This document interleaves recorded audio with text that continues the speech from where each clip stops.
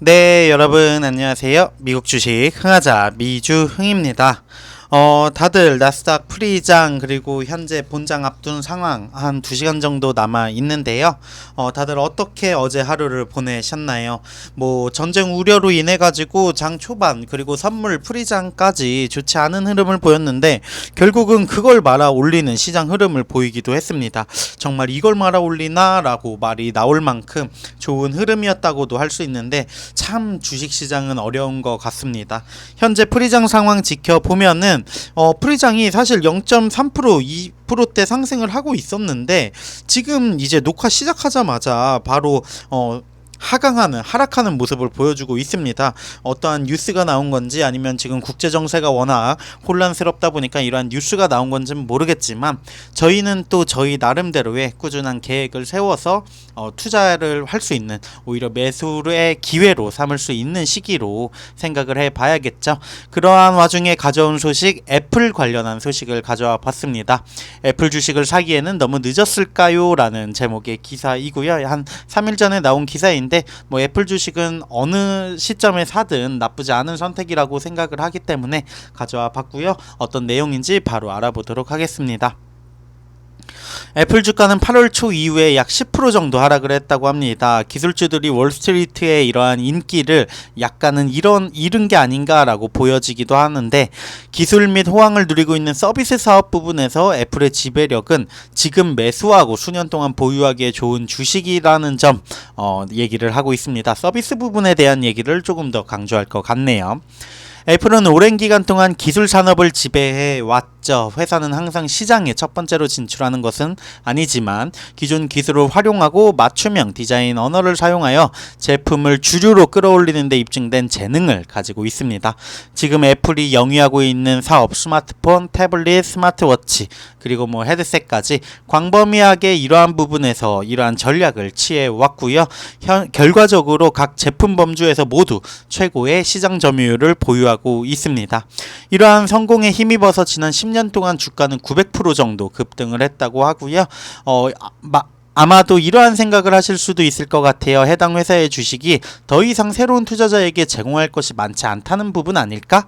라고 얘기를 할 수도 있는데 하지만 애플은 그럼에도 불구하고 끊임없이 그리고 또 생태계를 조성해 나가면서 확장을 해 나가고 있습니다. 그런 부분에서 애플 주식 참을성 있는 인내심 있는 구매자들에게는 매력적인 투자라고 할 수 있는데 애플 주식을 사기에 너무 늦지 않은 이유가 바로 여기에 있다고 하네요. 올해 상반기는 인공지능이라던가 가상 증강현실 등 급성장하는 시장의 잠재력 그리고 기술이라는 부분에 월스트리트에 관심이 쏠려 있었습니다. 기대감이 최고조에 달하면서 아무래도 피크를 찍었고 기술 시장에서 소폭의 매도세가 나오고 있는 게 현재 상황이라고 볼 수도 있을 것 같네요. 나스닥 100의 지수는 8월 초 이후 약 6% 정도 하락을 했는데 같은 기간 애플 주가 역시 9% 정도 하락을 했고요. 경쟁사들도 비슷한 하락세를 겪었습니다. 거시경제적 역풍이 내년에 시장에 어떤 영향을 미칠 수 있는지 경계하는 의심의 눈초리로 투자를 하고 있기 때문이기도 하고요. 애플은 지난해 경기 침체 속에서 거의 피해를 입진 않았습니다. 하지만 2023년에는 소비 지출이 크게 감소한 후 3분기 연속해서 매출 감소를 기록을 했는데 2023년 3분기 애플의 매출은 4개 제품 부문 중 3개 부분에서 순매출이 감소하면서 전년 동기 대비 1% 감소한 수치를 보여주었습니다.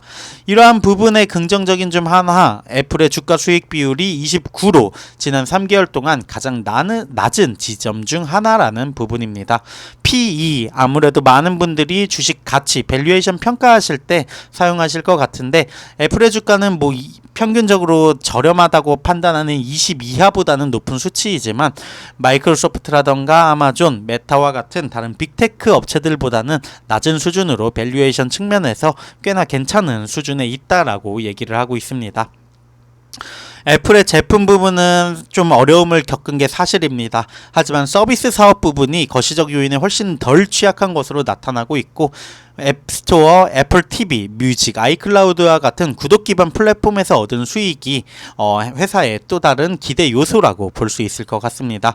디지털 부문 사업은 지난 한 해 동안 계속해서 눈부신 성장을 거듭을 하면서 매출 중에서 두 번째로 큰 부분을 차지를 했다고 하고요. 종종 회사의 최고 수익이라고 할 수 있는 아이폰을 능가하는 모습을 보여줄 걸로 기대가 되고 있습니다. 2022 회계연도 서비스 수익은 전년 대비 14% 증가하면서 아이폰 성장의 2배에 달했고요. 애플의 가장 최근 분기 서비스 순매출은 8% 증가하면서 스마트폰 부분의 2% 감소에 비해 비교되는 모습을 보여주기도 했습니다. 서비스 부분은 경제적 어려움에 덜 취약할 뿐만 아니라 매력적인 이윤폭도 제공을 하는데 정기적으로 70%의 영업이익률 를 달성하는 반면 제품 부분은 약 35%의 수치만을 보여주고 있죠. 사실 35%도 엄청난 영업이익률이긴 하죠. 애플은 2019년 애플 TV 플러스, 아케이드, 뉴스 플러스, 피트니스 플러스를 출시하는 등 구독 서비스를 공격적으로 확장해 나가고 있고요. 최근 핀테크로 전환하면서 골드만삭스와 협력을 하여서 신용카드, 저축계좌, 지급 구매 서비스를 제공을 하고 있습니다. 이러한 서비스들은 애플에게 수익성이 높은 분야이므로 단기적인 역풍에 직면했을 때 제품 판매에 대한 의존도를 줄일 수 있을 거고요. 디지털 시장에서 회사의 성공과 확장, 주식에 대한 매수 의견을 강화할 뿐만 아니라 다각화된 장기적으로 일관된 이익을 제공할 수 있게 해주는 중요한 사업 부분이 될 걸로 보여집니다. 애플 주가 어제 상승하면서 약 177불에 거래가 되고 있습니다.